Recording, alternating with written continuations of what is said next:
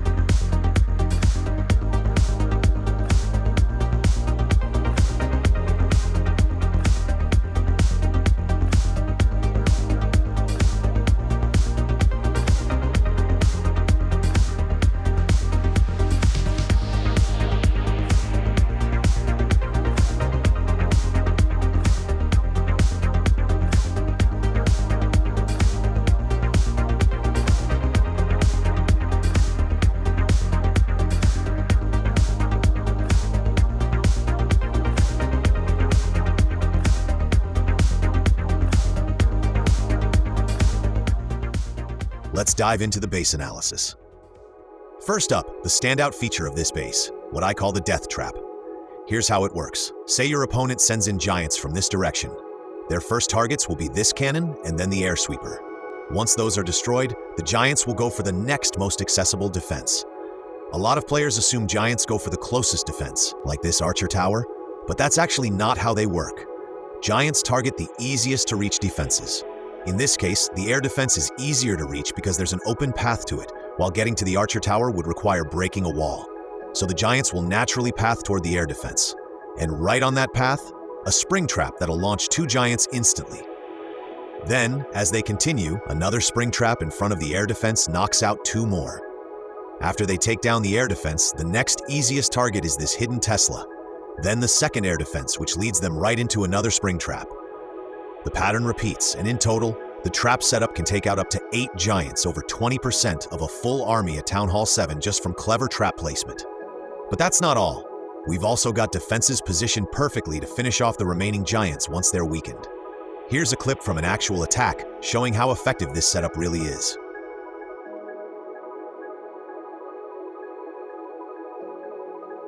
Aside from the death trap, the TownHall is tucked safely in the center of the base, consistent with my other hybrid layouts. It's crucial to protect the TownHall since it not only counts for 1 star, but also holds a decent amount of loot. Now, some of you might be wondering why this cannon is placed outside the walls. To create the death trap layout, we had to make a few sacrifices, and that includes placing a defense or two on the outer edge. But honestly, this can be an advantage. At higher TownHalls, this technique is common. It's meant to throw off attackers.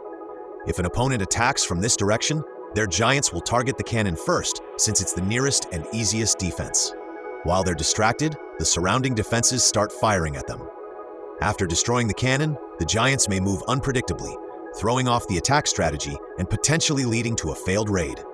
Moving on, the mortars are positioned toward the outer compartments. This helps defend against spam attacks like Barch, Guy Barch, and Mass Goblins.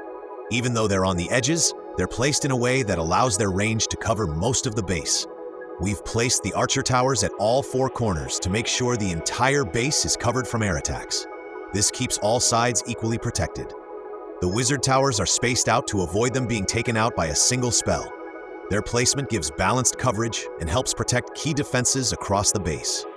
Air defenses are also separated into different compartments to prevent them from being wiped out by lightning spells. Positioned near central compartments, their range covers a significant portion of the base, providing robust coverage against aerial threats. And paired with air sweepers, which makes it harder for air-based strategies like mass loons and dragons to succeed. Cannons are used to fill in the rest of the base's structure. They offer solid support against ground units and help round out the overall defense. Now for the storages. They're spread out in separate compartments. Unlike many beginner bases where all the storages are lumped together, this means an attacker has to work through the whole base to loot everything, instead of just breaking into one section. I know some of you might find the placement of the Dark Elixir storage next to the Elixir storage a bit odd, especially if you're into symmetry, but we couldn't place the Dark Elixir in the center because that space is reserved for the Death Trap feature. It might look a little off, but trust me, it's effective at protecting your loot. As for the trap placements, we've already talked about the spring traps in the core. Let's look at the bombs and giant bombs. We've also placed them near potential wall breaker paths to stop them from breaching the compartments. If they fail to break the walls, the rest of the troops can get stuck outside and waste time on outer buildings, which can ruin the attacker's strategy. Now, when it comes to the outer buildings, you have the flexibility to place them however you like. If you're an active player who collects loot regularly, you can spread them out more to make funneling harder for attackers. This way, you won't need to worry as much about people stealing loot from your outer collectors, since you'll be collecting from them frequently. However, if you're less active, you can go with the layout I've used, where the outer collectors are within the range of your defenses. This way, you won't have to worry about losing loot as easily. Just be sure not to group the same type of collectors together. If you do, the opponent can easily grab all the loot from those collectors at once. That wraps up the base analysis. If you've made it this far, let me know in the comments what you'd like to see in future videos. I always appreciate your feedback. I've left a copy link for this base in the description and in the top right corner of the video so that you guys can easily copy this base. Thanks for watching. I'll see you guys in the next one.